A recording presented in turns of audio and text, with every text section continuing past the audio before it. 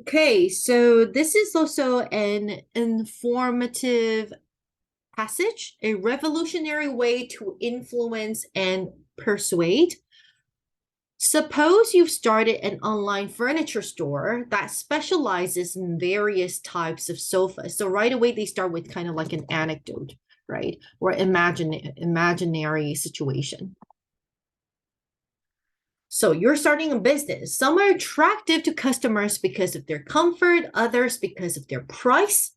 Is there anything you can think to do that would incline visitors to your website to focus on the feature of comfort and consequently prefer to make a sofa purchase that prioritize it over cost? So this is kind of like the concern of most business owners.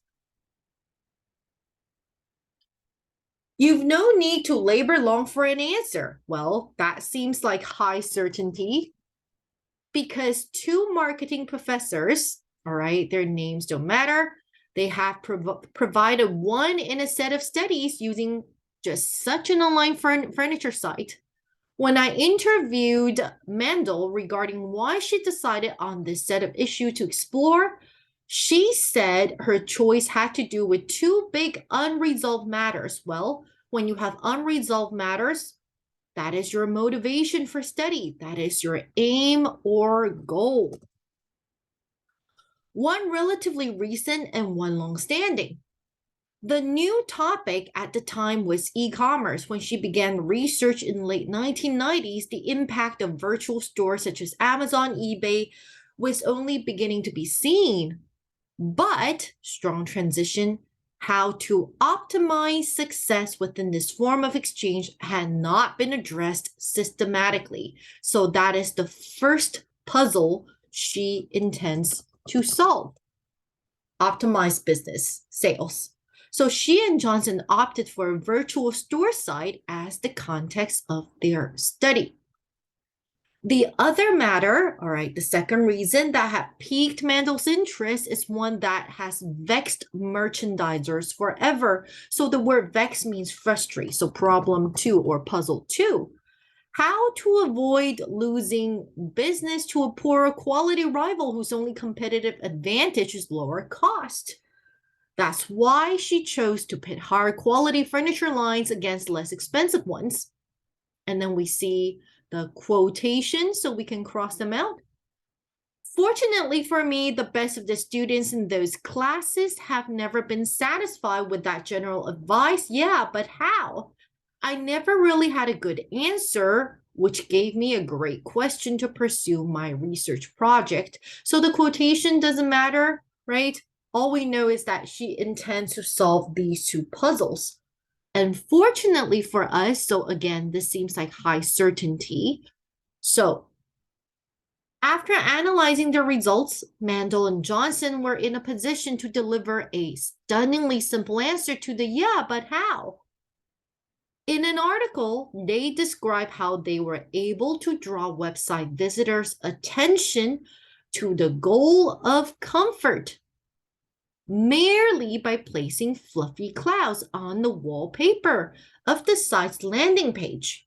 That seems easy enough. That maneuver led those visitors to assign elevated levels of importance to comfort when asked what they were looking for in a sofa. Those same visitors also became more likely to search the site for information about the comfort features of sofa in stock, and most notably to choose a more comfortable sofa as their preferred purchase. So pretty much wallpaper affects consumers' choice. Prioritize comfort when they see fluffy clouds. To make sure, again, I said infinitive is very important. So to make sure their results were due to the landing page wallpaper and not to some general human preference for comfort. So they are double checking or verifying the validity of result. So they're doing another test. Mandel and Johnson reversed their procedure for other visitors who saw wallpaper that pulled their attention to the goal of economy. So this time they changed the wallpaper to depicting pennies.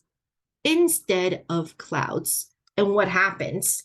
The visitors assign greater levels of importance to price. So that actually supports hypothesis that consumers are subconsciously being affected by what they see, right? So they search the site primarily for cost information and preferred an inexpensive sofa. Remarkably, despite having their importance ratings, search behavior and buying preferences all altered by the landing page wallpaper. When questioned afterward, most participants refused to believe that the depicted clouds or pennies had affected them in any way. So this is the why significant. Why should we as readers care? Because we want to be smart consumers, right? We don't want to be manipulated by business owners. All right. So as you're reading expository text, again, it is important to know why or when the researchers are verifying the results. In other words, they're addressing the potential objection from other scientists.